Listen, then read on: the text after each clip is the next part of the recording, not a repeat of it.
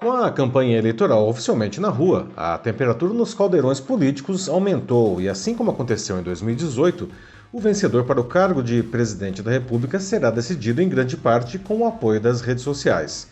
A diferença é que, nesses 4 anos, os principais atores dessa disputa aprenderam a manipular ainda mais esse recurso para que suas mensagens cheguem aos eleitores de maneira contundente.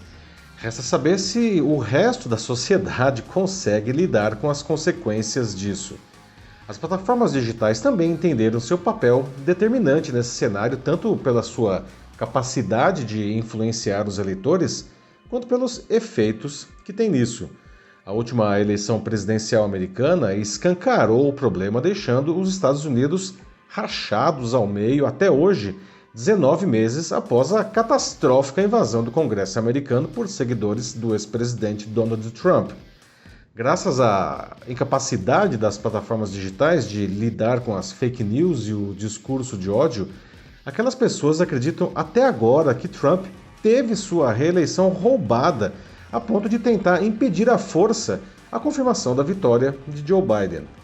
Agora, a menos de 2 meses do primeiro turno das eleições brasileiras, é legítimo questionar se as redes sociais aprenderam algo com isso e o que nós podemos aproveitar da experiência americana.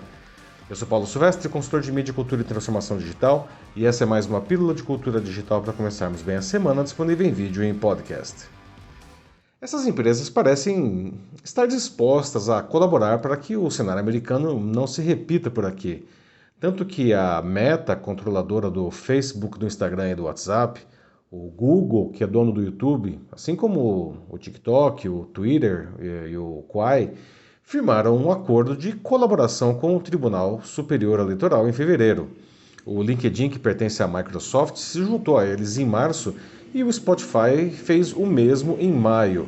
O Telegram veio na sequência após ser ameaçado de ser banido do país por não combater notícias falsas e o discurso de ódio. Os acordos não garantem, entretanto, o fim desse conteúdo. Na sexta, eu conversei com o Marcelo Crespo, que é coordenador do curso de Direito da Escola Superior de Propaganda e Marketing. E ele me disse que isso é muito mais uma boa vontade de dizer que estarão mais apostos para tentar cumprir rapidamente as decisões judiciais. Segundo ele, a legislação eleitoral tem prazos muito curtos, alguns até em horas, justamente pela importância e pela urgência do tema. O TSE não tem como verificar ativamente se as plataformas estão cumprindo o acordo, e nem é assim que funciona. Não. A justiça, por padrão, age após ser acionada por outros agentes da sociedade, como a polícia, advogados e até cidadãos. Não. O Marcelo me disse que se tiver uma situação em que o acordo escandalosamente está sendo descumprido, e aí a mídia acaba repercutindo isso, não? Isso sim chega ao conhecimento do tribunal naturalmente, e aí existe esse tipo de ação. Ainda assim, isso se limita basicamente a pedidos de colaboração às plataformas, por exemplo, para removerem rapidamente conteúdos comprovadamente nocivos. De toda forma, criou-se uma expectativa de que as plataformas digitais atuassem fortemente para combater tais publicações. Mas não é o que está acontecendo. As empresas se esquivam de detalhar o investimento em equipes e tecnologias, especialmente inteligência artificial, adotadas para essa finalidade. Devido ao enorme volume de conteúdo publicado pelos seus usuários, os algoritmos fazem a primeira filtragem do que é inapropriado. Mais pessoas são necessárias para verificar casos duvidosos e calibrar o sistema. Ambos são necessários, então, para um combate eficiente.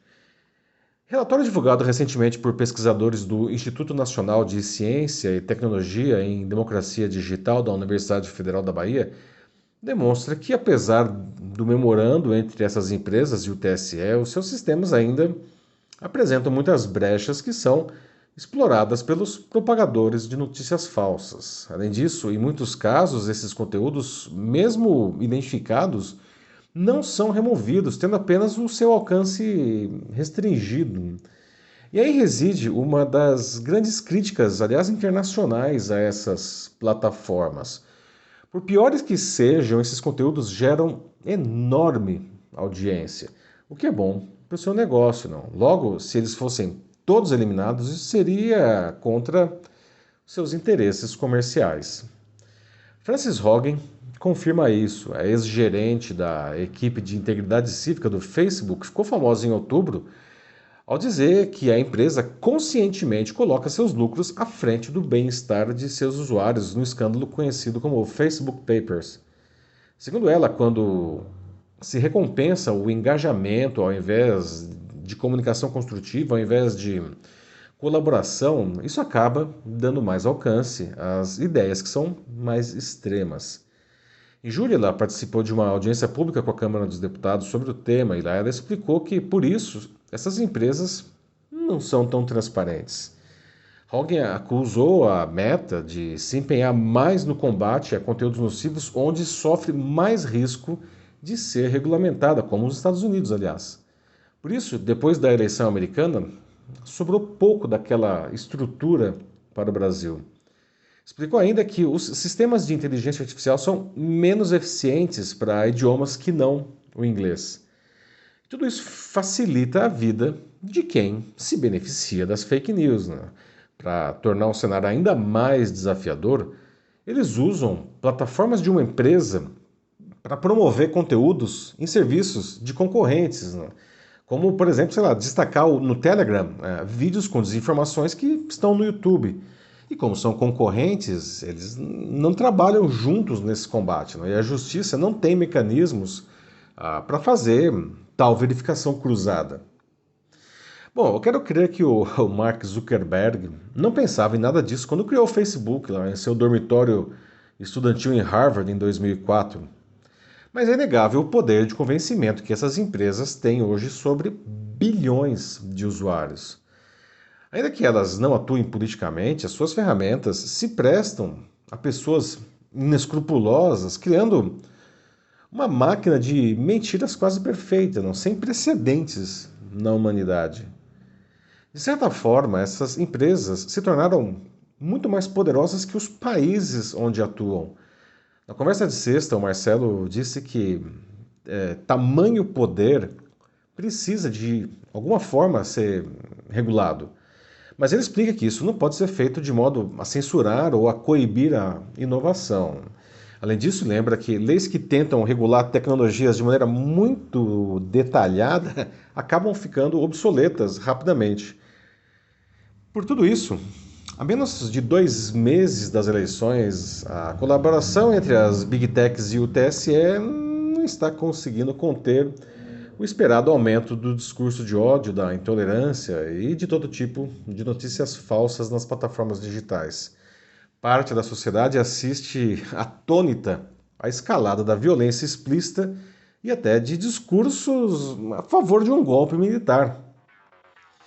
Que saudades, não? Que saudades dos tempos em que as redes sociais eram usadas apenas para atividades saudáveis, como encontrar os amigos, não?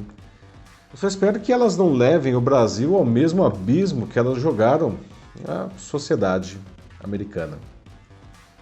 É isso aí, meus amigos. E como vocês veem a escalada desses conteúdos nocivos nas redes sociais? Vocês sentem que isso está transformando a nossa sociedade? Como acham que devemos nos portar diante disso? Vamos conversar sobre esse assunto, não? Se quiser, a gente pode até levar debates assim para sua empresa, para sua instituição, né? Para o fortalecimento da nossa democracia, da nossa sociedade. É só mandar uma mensagem aqui para mim, né? Ou deixar um comentário. Eu sou Paulo Silvestre, consultor de mídia, cultura e transformação digital. Um fraternal abraço. Tchau.